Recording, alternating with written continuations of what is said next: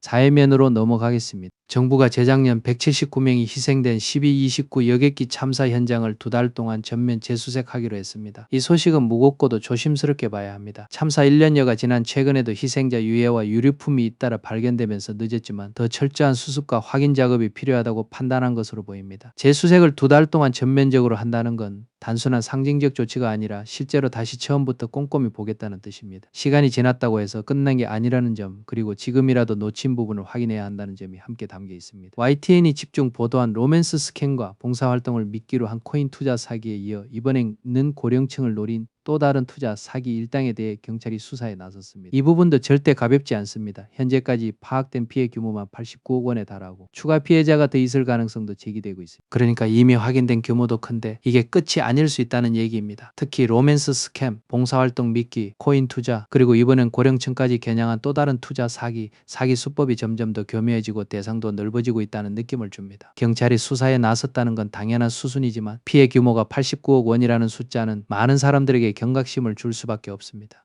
경기 양주에서는 머리를 다쳐 의식불명에 빠진 3살 아이 사건과 관련해 아버지가 구속됐습니다.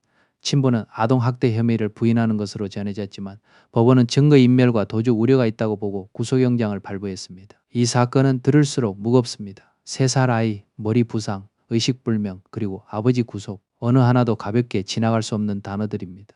혐의를 부인하고 있지만 법원은 구속 필요성이 있다고 판단했다는 점에서 수사가 더 본격화될 가능성이 큽니다. 결국 앞으로는 정확한 사실관계와 아이가 다치게 된 경위, 증거 확보 과정이 핵심이 될 겁니다. 어제 아침에는 야외 음악축제 입장을 기다리던 인파가 한꺼번에 넘어지는 사고도 발생했습니다. 관객 20여 명이 다쳐 치료를 받았습니다. 이건 자칫 더 큰 사고로 번질 수도 있었던 장면입니다.